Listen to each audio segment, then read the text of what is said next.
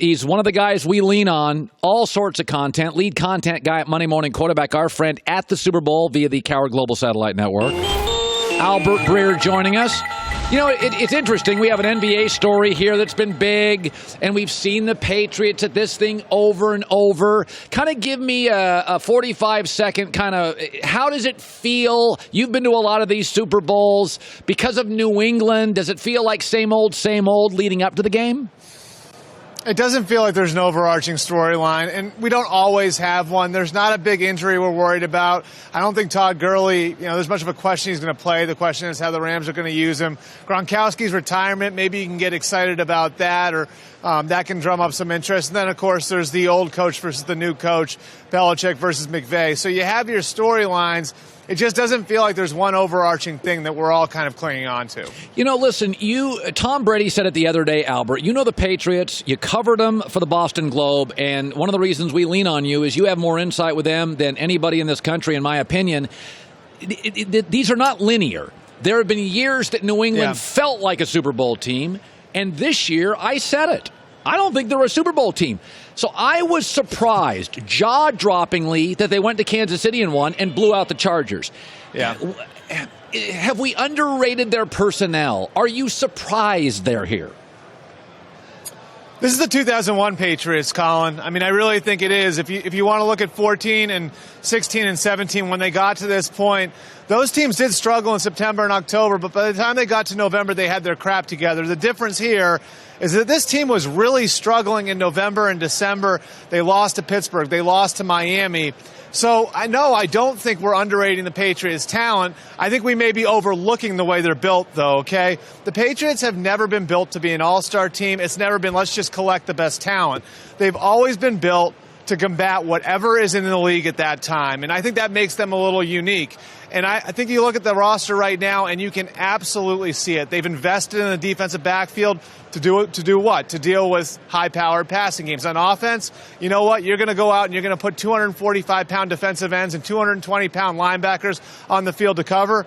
We're going to put a fullback in the game. We're going to draft a 230-pound kid in Sony Michel in the first round, and we're going to put them behind a massive offensive line. And so I think the one thing that we overlook, we don't underrate the talent, the one thing that we overlook is the way that Bill and Nick Caserio build this team is not about collecting stars. It's about building a team to combat whatever's going on in the league at that given time. People have made this into Belichick McVay. I think it's more Josh McDaniels against Wade Phillips. Bill has a history of beating guys, Rex Ryan, Mike Tomlin, who sort of do what they do, and everybody knows it. Mm-hmm. Wade is I do what I do, and you kind of know what I do.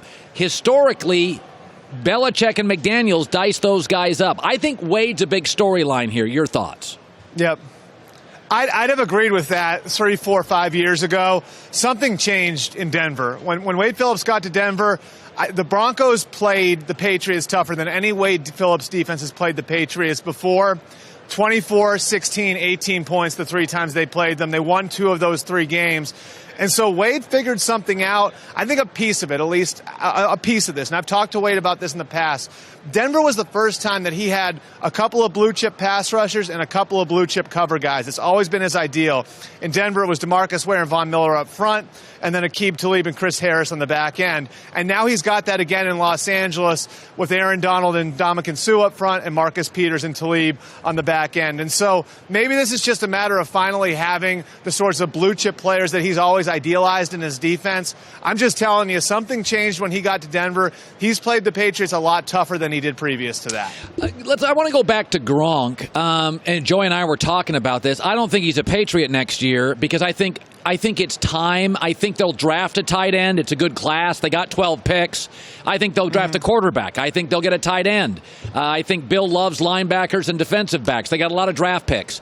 Let's talk about Gronk, who's really changed from the biggest offensive weapon to I think he's a really good blocking tight end, and he's got different value now. Do you think in a year he's a Patriot, or 5 months he's a Patriot? No, I mean, I think he's likely to retire. And I think a big part of why he didn't retire last year, I think he realized when he got out there in the real world that there wasn't the sort of money or anything close to it to what he was making in football. And right now he's on the books for $10 million in cash next year, $12 million in the Patriots cap. I don't think there's any way he's back in that number. And if someone else is willing to pay him, I don't think it's going to be close to that. So that margin, what he can make in football versus what he can make doing something else has shrunk. I think this year was very, very difficult for him, a tough year. And look, this happens with a lot of superstar athletes. When they lose their superpowers, it's very hard for guys to reinvent themselves. In fact, most guys can't do it. You look at Des Bryant, how he struggled with it. I think the guy who's done it better than anybody over the years is Larry Fitzgerald, who went from being a dominant outside receiver to a very productive inside receiver. I respect what Gronk's done the last few weeks, right? In turning himself into a great blocker against the Chargers and then fighting his ass off against the Chiefs. He's in that process of reinventing himself. It's just the last couple of years, Colin, have been very, very difficult. And I think mentally he may have already started to detach himself from the game. And you heard it last night. He said he's going to give himself 2 weeks to think about it after the season ends. That tells me he's already sort of made up his mind. I think I want to retire, but I want to at least give myself a couple weeks out to make sure that I'm 100% on it. What do you make of the Rams? They're doing some talking at the Super Bowl. Wade Phillips is, he's joking around. They're very, very loose. It reminds me a little of the Philadelphia Eagles last year, where they came in sort of with an underdog spirit. Hey, we're facing a dynasty. We got big personalities. They kind of feel like the Eagles last year to me.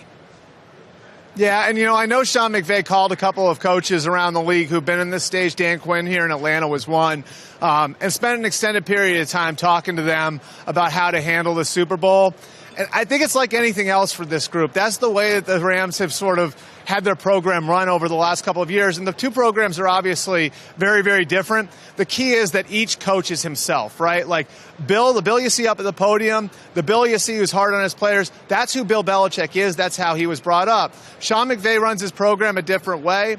And I think that actually plays into handling a stage like this the right way. They don't have a ton of guys who've been here before, but they do have a few.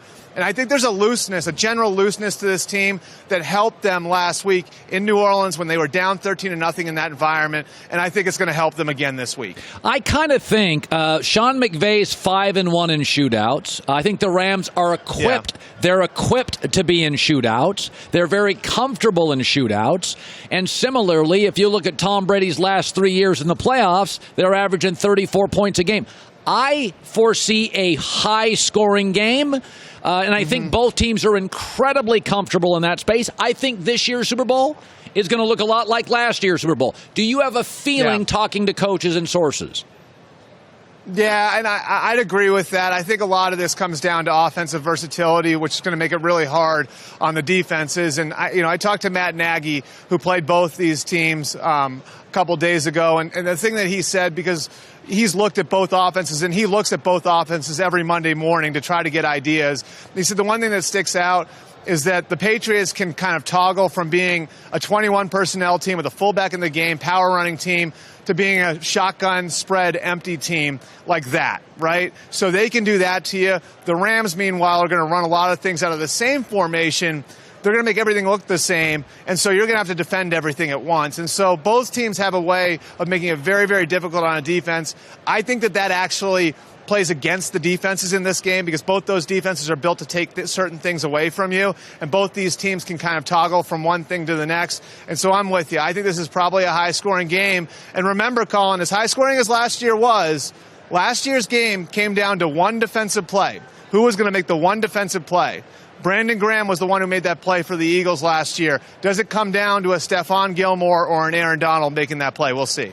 Albert Breer, Monday morning quarterback, former Patriot beat writer. Good talking to you, bud. You got it, Colin. Hi, everybody. Thanks for watching. Subscribe here to get the latest from the show. Also, be sure to check out more of the best clips from The Herd, or go watch a few segments from other shows on FS1.